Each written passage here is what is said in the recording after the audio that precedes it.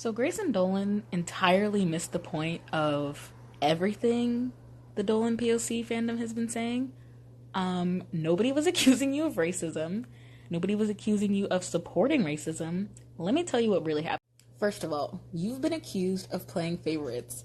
We already know that you contacted one of your favorite fans to draw a tattoo for you and essentially wasted everyone's time by having them draw out original, authentic designs for you when you knew you were just going to get the tattoo from the person you contacted. That's number one. Second, you're being accused of ignoring the people of color in this fandom because until now, you have never addressed any racism that's been going on.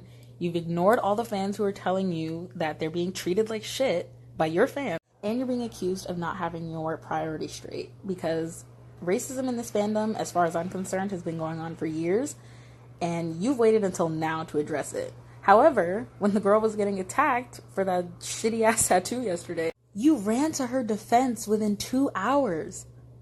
Hours! You wasted no time defending her, but you've wasted years ignoring the fans of color. That's unacceptable. So, this tells me a couple things. This tells me that you clearly don't see everything that's going on. I think you cherry pick what you see and you have a selective timeline of what you choose to see and not see, because you would understand that our intentions were not to call you racist. Our intentions were not to accuse you of supporting racism. Our intentions were to call you out on ignoring your fans of color, which is what you've been doing. And to bring attention to the fact that you play favorites. You play favorites. You commented on every single one of that girl's posts. You follow her. You only follow like 10 fan accounts on Instagram. Not very many people of color on Twitter. And this is not me being bitter because I haven't been noticed, or me being bitter because he doesn't follow me, or like, I don't give a fuck about any of that.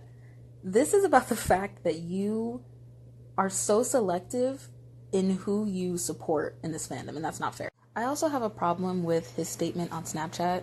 Number one, the fact that it's on Snapchat and not on Twitter is bullshit, because you know Snapchat is not permanent. That shit's gonna be gone within a day. I think he really should have posted it on Twitter to make it more permanent. Just my opinion. I also have a problem with the fact that he stated, because I stuck up for her, people are accusing me of supporting racism. He said that like there was no correlation. He said that like there was no correlation. And there is. The correlation, Grayson Dolan, is that the response time is bullshit. The response time to the girl getting defended and the response time to us getting defended is unacceptable. So yeah, he completely missed the point. I'm not even going to get into Ethan's tweets last night because that was some bullshit on its own. It's really getting difficult to look at them the same right now, so I don't know what to do. Grayson's statement coming an entire 24 hours after all of this has started is damage control. It's literally just damage control, and he's trying to rectify and fucking do whatever to get people off. It's not genuine. His whole post was not genuine. And here's another thing. This is for both Ethan and Grayson.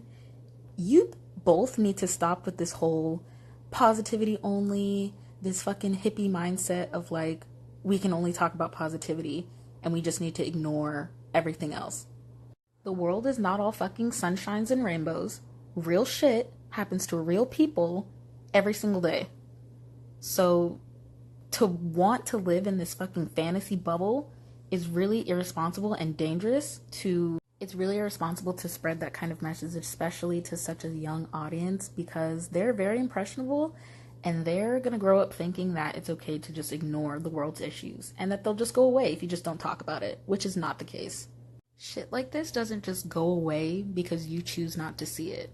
Turning a blind eye to racism, to sexism, school shootings, sexual assault, all of that doesn't make it end. That doesn't mean that it's over.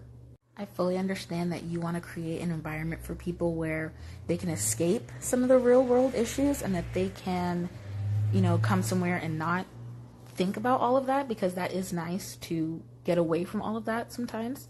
But when it's going on within your own community, the community that you've created, it needs to be addressed. And it needs to be addressed appropriately. And it needs to be addressed in an appropriate time. Not a whole fucking day later.